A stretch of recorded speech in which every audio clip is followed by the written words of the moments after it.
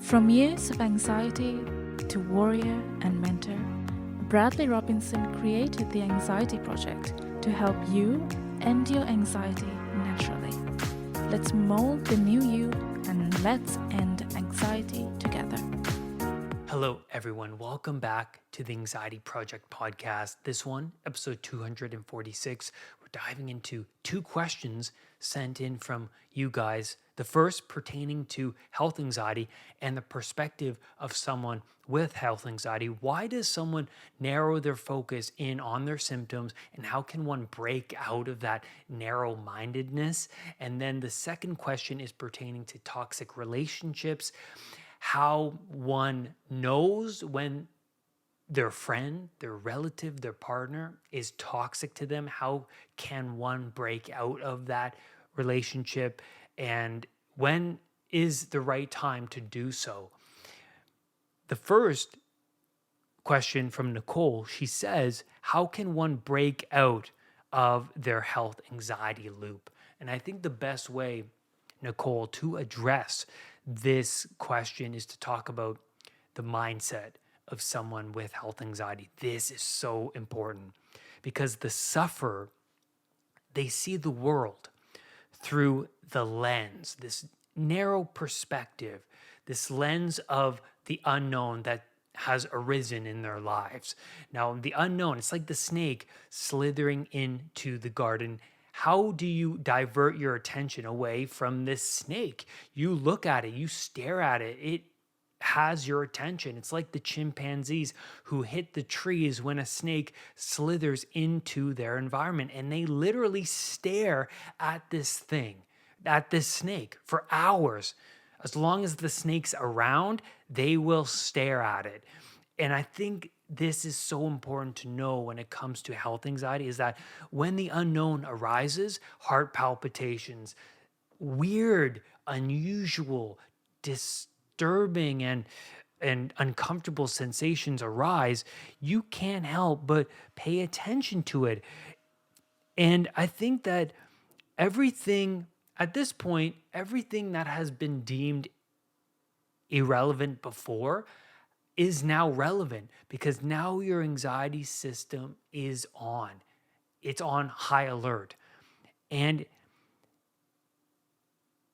you're in a place you do not understand, and you need to be hyper focused and hyper aware in order to navigate yourself out of this state of novelty. And that's really important to understand. It's the snake opening up the eyes of Adam and Eve in the walled paradise, right? The Garden of Eden. Or in Siddhartha's story, in the Buddha story, similar idea here, where Siddhartha grew up in comfort. He literally grew up in a Garden of Eden, right? A walled paradise, something that was safe, secure, no suffering, no decay, no truth of reality within those walls. But then the thing about reality, it always slithers in, no matter how big the walls are, no matter how secure you make your safe place. Reality creeps in. It will creep in. So imagine you stay home because you have a fear of fear itself. That's agoraphobia, right? You don't want to venture out into the world because you may experience heart palpitations, and then you may experience dizziness, or you might experience the loss of control, and you'll be around other people, and then you'll have the fear of being judged by other people. And so, yeah, you confine yourself into the safety of your home. But at this point, what happens? Well, the more you neglect yourself, the more the snake slithers in. You'll wake up in the morning feeling awful, even in your own bed. It's like there's no escaping pain and suffering. The realities of life are going to manifest itself wherever you are. And so in the Buddha story, Siddhartha, hyper aware, he suffers from PTSD when he encounters death and decay. But what does he do? it traumatizes him. But that obsessive focus over disease and decay, it sparks this drive within him to understand it more. And that's what happened with me in my anxiety recovery. It drove me to understand anxiety more. I started to read about it. I started to study. I started to look at people who overcame anxiety. What did they do? How do you transcend suffering? Really? And that's the Buddha story. That's why that story is utterly profound. An encounter with one snake can produce many other snakes. Because think about this. It's not just the snake of reality, but it's also the snake within you. What if you discovered the snake within your own heart by doing something that shocks you, that you couldn't believe, right? And an example of this is you betray your partner by cheating. Okay, so you cover up the snakes, the problems of your relationship and the problems in your life by fulfilling desires, right? So this desire of sleeping with somebody you find attractive. And then what happens? So other snakes arise from this act. What if she finds out? What if your partner finds out? I have to hide it. I have to cover all my tracks. What if this person develops feelings for me and seeks me out, and then my partner finds out? What if I contract a disease from this fling? What if she gets pregnant? I can't trust myself. I can't trust other people. Do I even want to be with the partner I am with because I cheated on them? The problems that initiated the cheating get covered up by more problems, and this generates so many problems that your stress response is continuously active. You're like the chimp obsessing over the snake. It's like, but not only is it one snake at this point, now there's 15. Now there's 20. It's too much to contend with. So now you're in bed and you can't get out of bed. There's too much. So the rug gets pulled out from under you and you get thrown into the underworld. And I think the same goes with someone close to you who contracts an illness, maybe dies, maybe you contract an illness, or maybe it's just the unknown of the heart palpitation, this sudden realization that you yourself are vulnerable. You thought you were immortal up till this point. You thought life was good and easy and fun and this and that, and all of a sudden you wake up with a certain sensation and you go, whoa, that's not good. Maybe I'm not as healthy, or I'm not as certain about this life as I thought I was. And that opens your eyes. That's the reality of life coming in. And so your present is not what you thought. Your past is not what you thought, and your future looks to be uncertain. And so you're in a heightened state of anxiety because now you have to navigate through this. And how the heck are you going to do that? There's just so much. Everything's relevant at this point. So much information is bombarding you on a day-to-day basis. You're emotionally drained. Everything is out of whack. You're in complete unknown. And also a major factor to consider is the superego. Freud coined the term superego as being this outside influence, culture, society, influencing your parents, and your parents being a part of that influence, and your parents becoming what's the word here? They are a part of that influence from the superego, from society, and then that influences you. And so as you grow up, your parents are your models, no matter if they are toxic or not. They influence you. You're like a sponge. You absorb them. You look up to them as a way to be in the world. Maybe they themselves obsess. Maybe they're paranoid over their symptoms. Maybe they couldn't handle the chaos of life, and they taught you how to handle the chaos of life in the same manner they handled it, but in the way they handled it was not so healthy, was not so productive. It was not the solution, the real positive solution to deal with chaos.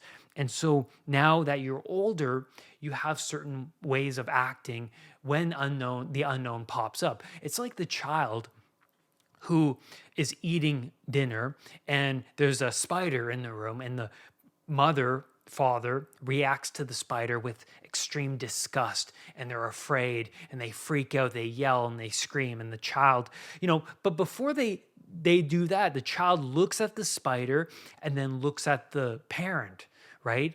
Like, how do I respond to this? How do I respond to this thing? The mother responds with screaming, yelling. They're afraid, they're disgusted, they don't want to touch it. And then the child understands, okay, well, that's how I should respond to something like that, or that creature, that spider. So that's really interesting to think about. So now that you're older, it's really important to understand how you act in times of the unknown, and then what you need to do, how to act when the unknown pops up. So what is the proper way of acting? So that means having a role model you look up to that acts the way you want to act, that it resonates with you. I mean, so many people come to my channel or even coaching and they'll say, Brad, I resonated with what you're saying. And I'm like, well, what is it that's resonating with you? What's speaking to you? And they're like, well, it just feels right. It feels like I already know this, but you say it in a way that shines a light on something that has been kind of pushed deep and unacknowledged within me. And I say, well, that makes a lot of sense. But it's also this attraction, and it's this attraction that I noticed within me when I related to somebody on YouTube who went through the suffering I was going through. They found meaning, they found a path forward, they built upon a structure. And I think this is really important because we all need a structure. Buddha was looking for that very structure. He's like, well, I have to find out how to transcend suffering. If suffering is a part of life, then how does one confront it? But that's not even the question. How does one even manage it? And then he later finds out, well, you have to confront it. You can't ignore it. You have to shine a light on it. You can't live in unconsciousness. Being in walled paradise for a long time is being in this unconscious state of mind.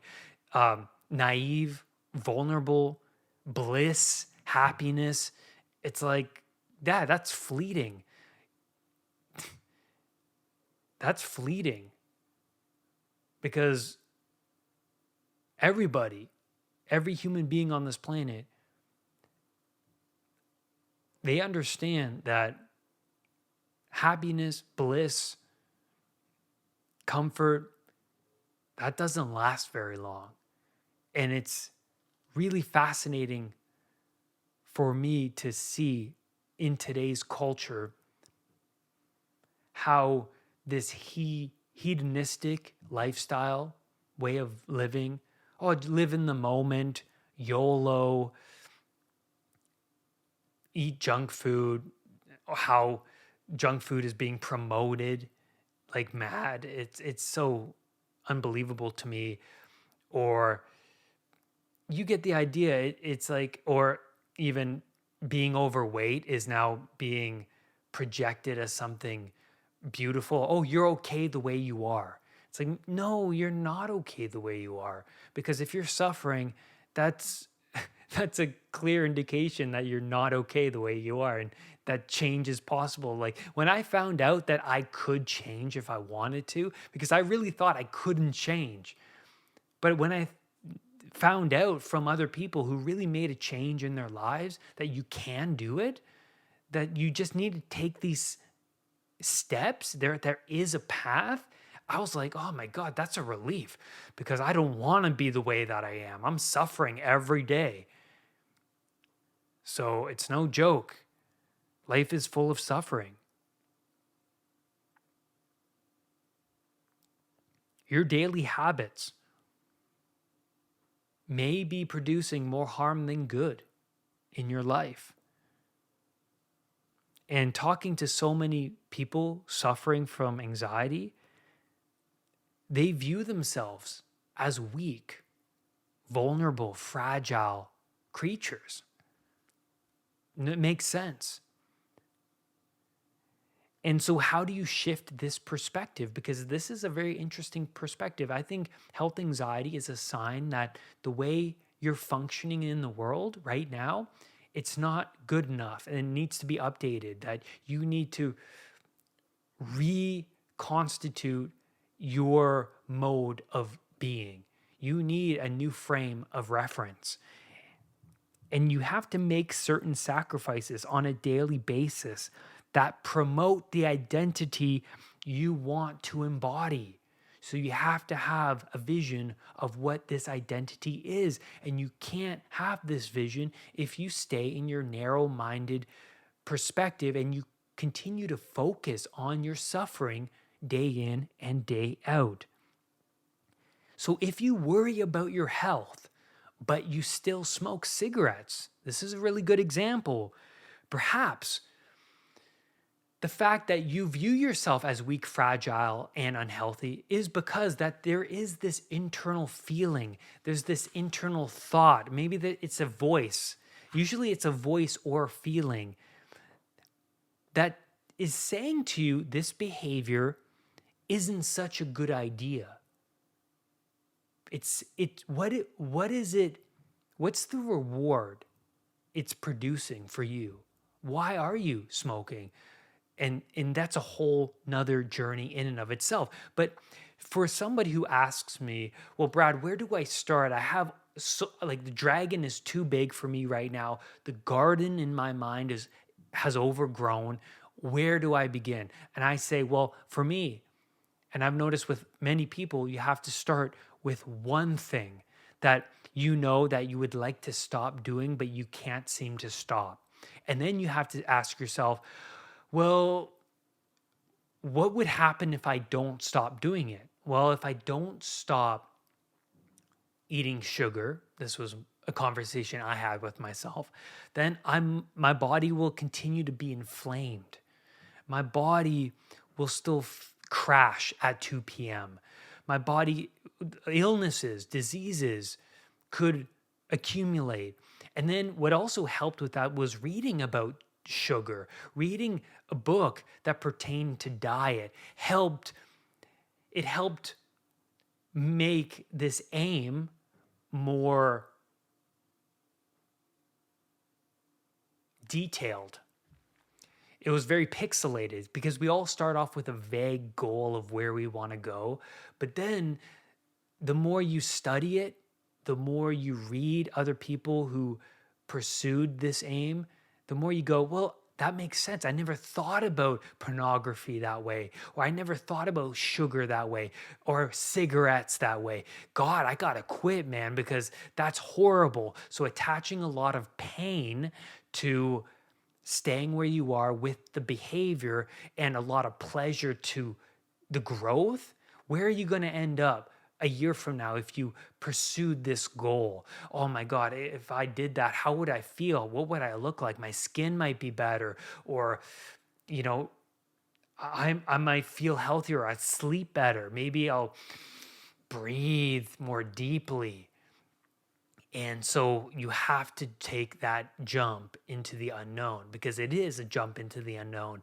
But you also have to say, well, the pain that I'm experiencing right now is so bad that, well, the pain that I'm experiencing right now is so bad that this change, this jump into the unknown of quitting cigarettes is necessary for me. Like, I have so much motivation to do that.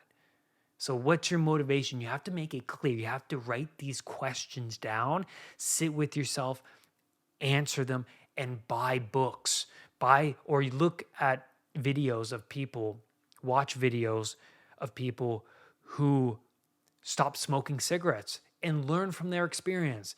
This is one big thing I learned from watching videos of men who went on this pornography recovery journey. I admired the shift in their health, mental health, physical health, when they went through this journey. And you have to learn from these people, read about them, watch them, listen to them, but that's what you need to do. If your vision is,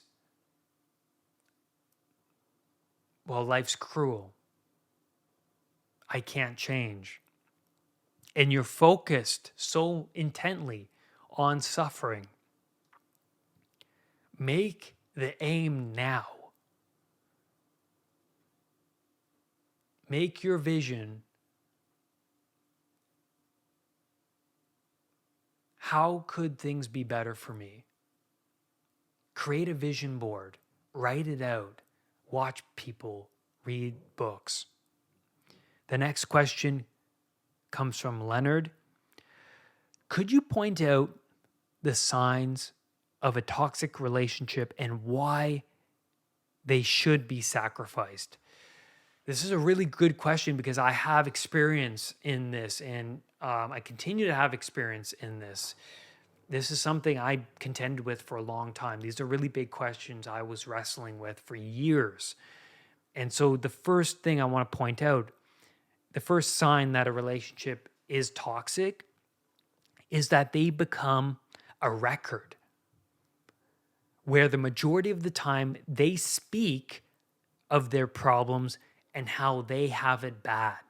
So when I say record, I mean it's a record that continues to replay the same story. You're around them, they continue to point out their past that you already know of, but they just can't help but talk about it. Talk about how much they have it bad. And it's continuous. You know, there's no problem, there's no issue in a friend coming to you and saying, well, I have a problem and I need help. And that makes sense. Like, obviously, I'm not saying, oh, they're a toxic relationship because they have a problem. I'm saying over a long period of time, they continue to tell the same story. And I think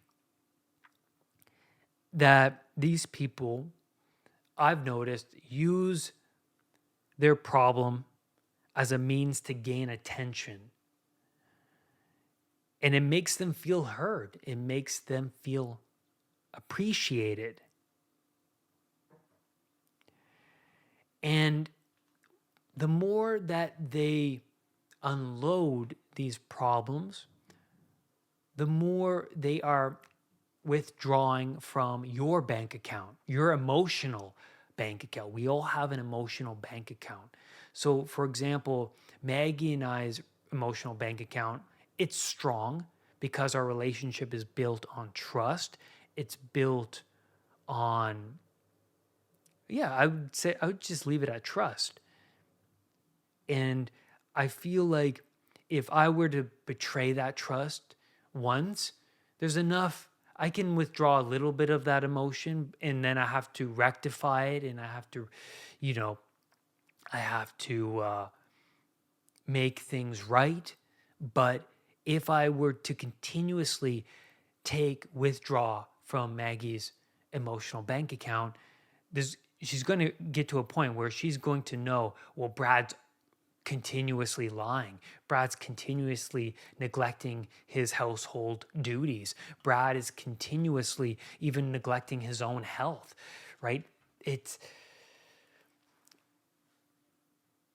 very interesting to think about it that way.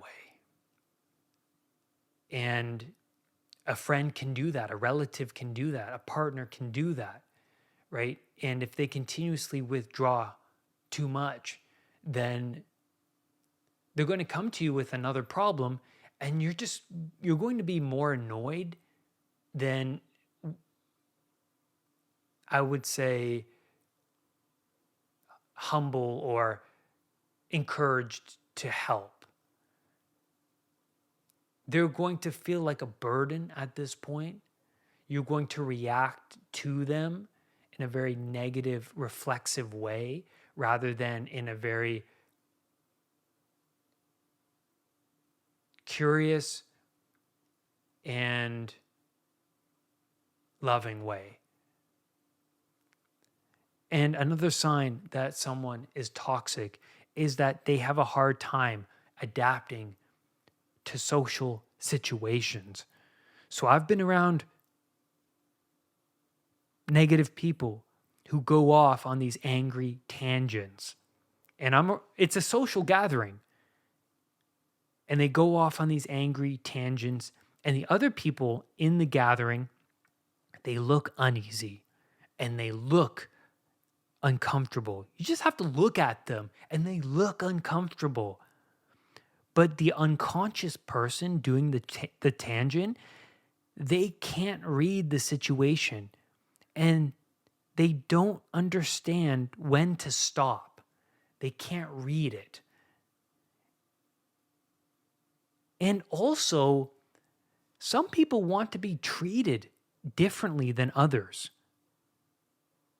And those egoic, self-centered, unconscious people, they can't adapt to the desires of those people. They can't adapt to social situations. They're very awkward. It's like they're outside of the game, right? We're all playing this social game and they're awkward. They can't read the situation. They're saying things that are absurd or offensive, and they have no filter, and they can't read the situation at all. And they continue to do that over time. Knowing, like, these are all signs of toxic relationships, but also understand that they're patterns, right? They're patterns. If the pattern continues, the more they withdraw from your emotional bank account. And it got to a point for me when I was hanging around toxic friends, I was in stress mode most of the time rather than comfortable. And that's a big realization. How do I feel when I'm around this person? I feel like I'm just at a heightened sense all the time. They say stupid things. They're too loud in public. They're offensive. They're crude. They're bitter. They're resentful. They're just 90% of the time they're complaining and they're bitter about their relationships or their job or whatever it is all the time. And this is the biggest point right here. They don't admit that they are the problem and that they need help. They don't admit that. You can't force them to change, by the way. You can't force them. But you have to draw boundaries, or they will walk all over you. Okay, I'll give you an example of that. I've had friends call me up in the middle of the night saying, well, I'm depressed. I don't know what to do. I feel like killing myself. Or they're drunk and they're sloppy. And it's like, yeah, one time you helped them, and I did. You helped them. The second time, Yeah, you help them, but you tell them, hey man, it's not okay, that you need to help yourself. The third time, well, you have to draw boundaries and say, hey, you calling me up at 2 a.m. drunk and unhappy, bitter, that's not okay. You don't do that. And you have to tell them that.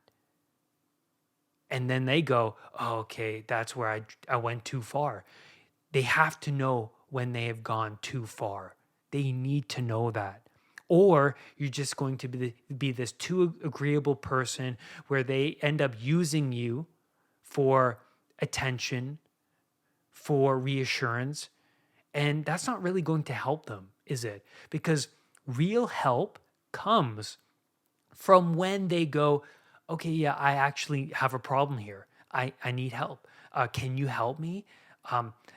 I need to change. And I think another great way to approach this is you change yourself. Be the example. Go on a diet. Start to meditate. Quit marijuana. Sacrifice sugar. Do these things. Start to read. Start to listen to an informative podcast. And then maybe they'll catch on. Or maybe a good sign that they are really toxic, they try and pull you back into your old ways. They say, hey, Brad, come have a beer. Why you got to treat yourself. And they force cake on you. They force a cigarette on you. They force alcohol on you. They force things on to you. And that comes back to the boundaries issue. You have to put your foot down and say, no, this is what I want. If you really care about me, then you have to let this go. I'm not doing that. And when you really say no and mean it, the other person understands that there's no way that they can persuade you into doing what they want you to do. So change yourself. Be the example. Maybe they will latch on to your growth and your new health. Maybe they will, but maybe they won't. And that's also a good sign that maybe this relationship is not so good for you. And that's where I'm going to leave you on this podcast episode. Thank you, everybody, for being here. Please rate and support this podcast. You can do that by just going to Spotify. It takes 1 second. Just leave a rating there. And I'd really appreciate that. I always look to see if you guys have been rating it. So I always acknowledge the fact that you guys do that. I really appreciate that. It means the world to me. Rise above anxiety. I'll see you next time. Brad's powerful anxiety recovery program is now available at unpluganxiety.com. The Anxiety Project program is downloadable and puts the power of anxiety recovery in your own hands. Visit unpluganxiety.com for more details. Recovery starts now.